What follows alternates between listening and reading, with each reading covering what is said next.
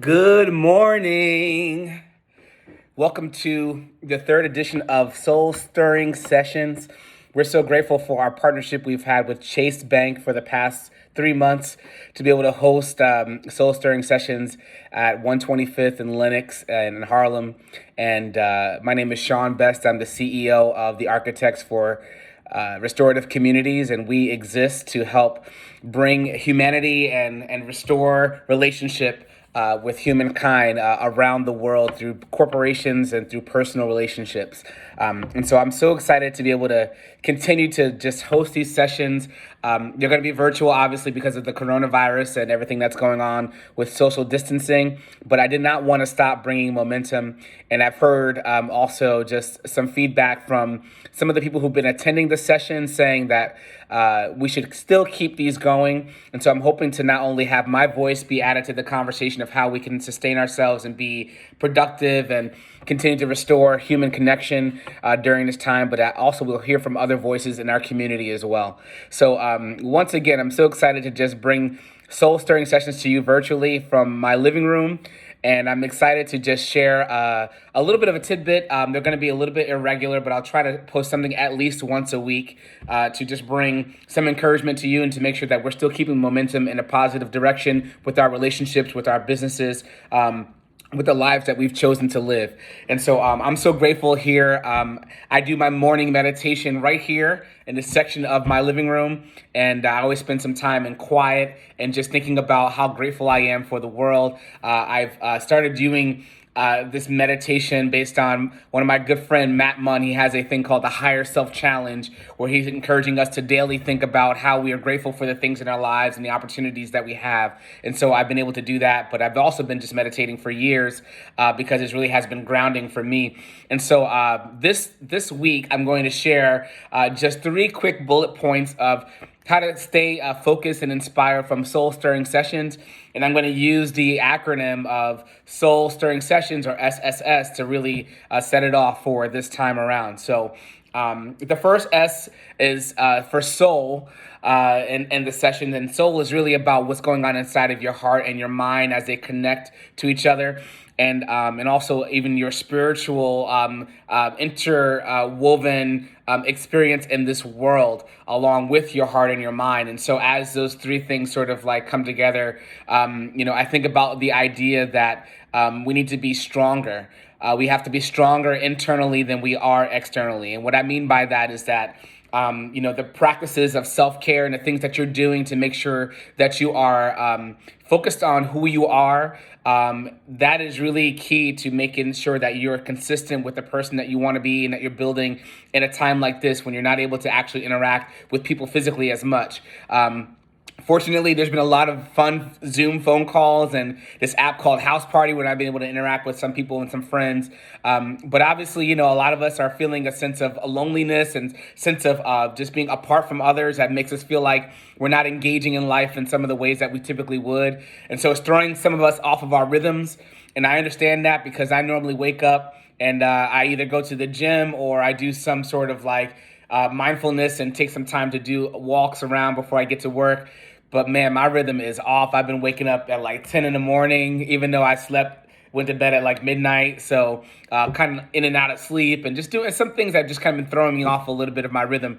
But thankfully, because of meditation and taking the time to really stop and pause and reflect on who I am, what I'm grateful for, and what I'm here to do, my mission, it really creates this stronger inner world than my outer world. And it really creates this idea that even though there's this energy that's happening around me, outside of me, I'm reminded to just focus and lock in. The second S is stirring. And I was thinking about this idea of how we are stirred. And it's funny because sometimes I'm an extrovert, clearly, obviously, right?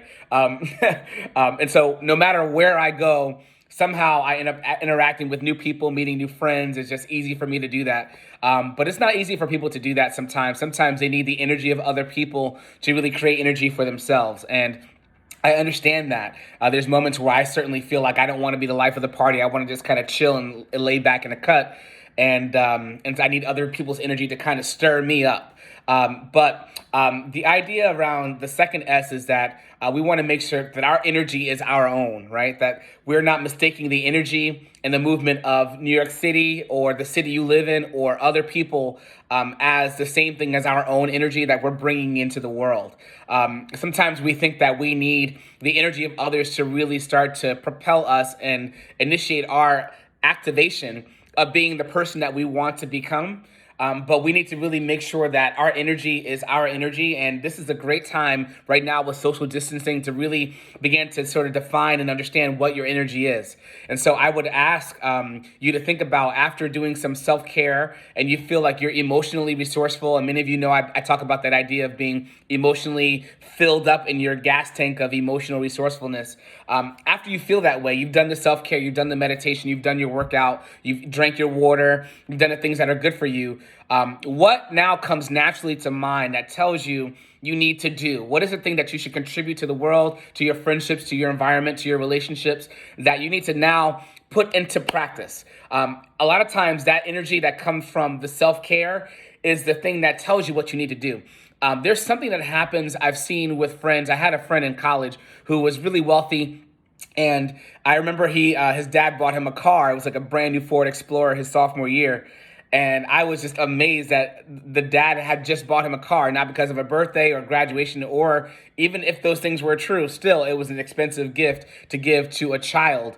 But he was used to it. The kid was just like, oh yeah, my dad owns his company, and he does things like this for me from time to time. And my mind was blown. Like, I was struggling to find ramen noodles when my meal plan ran out, and I was just like, I ain't got no money. So I've never seen money like this, but I saw something happen with him that triggered me, where my friend having enough resources financially allowed him to be able to think creatively about the things that he wanted to do and the things that he wanted to become.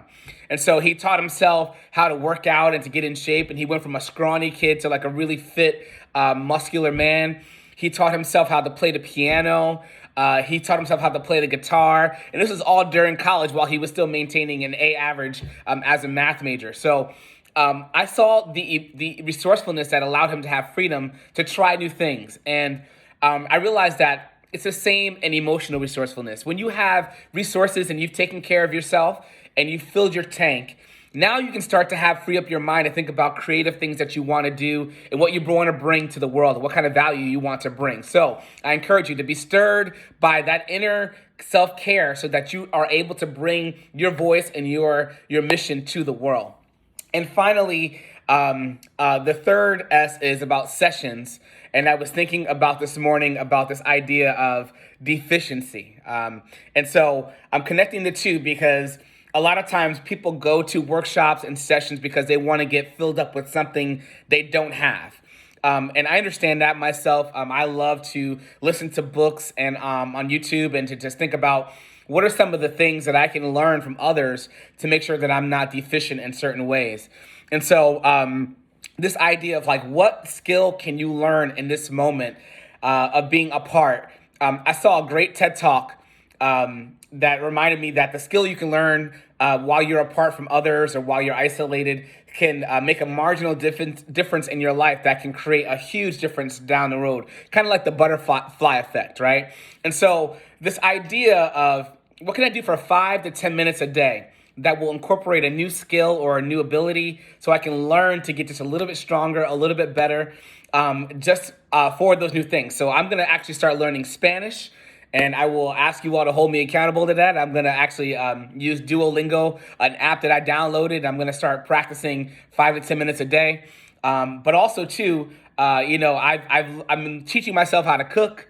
I haven't cooked a meal in I don't know how long, many, many years. And I've been cooking every day. That's been a challenge. And my hands are dry from all the washing of dishes. Oh, my goodness. If I could just get a partner or a spouse so that I can do the cooking and she can do the washing of the dishes, I'm down for that. Anybody knows anybody like that? Let me know. But also, too, just the idea of adding something to your repertoire, add some skills, and really stay in touch with friends, because that's a way to also remind yourself of the things that you're known for, the skill that you bring to the world, and a way that you can also get some feedback about another side of developing your skills that maybe you can't see yourself.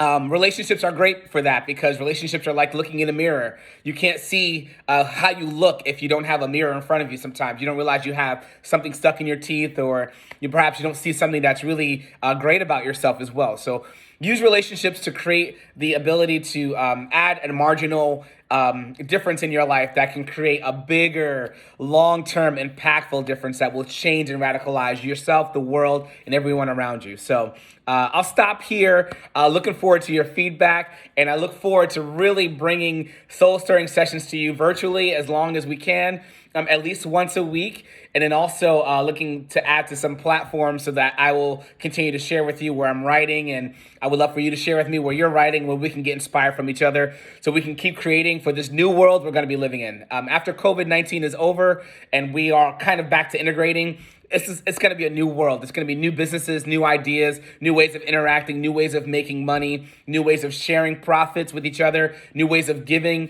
that are going to emerge from this time. So let's be smart, get ahead of the curve, and let's use each other as resources. So stay stirred. Let your soul be stirred. Self-care, emotional resources. Take care of yourself so that you can now take care of others. All right? Love, peace, and blessings.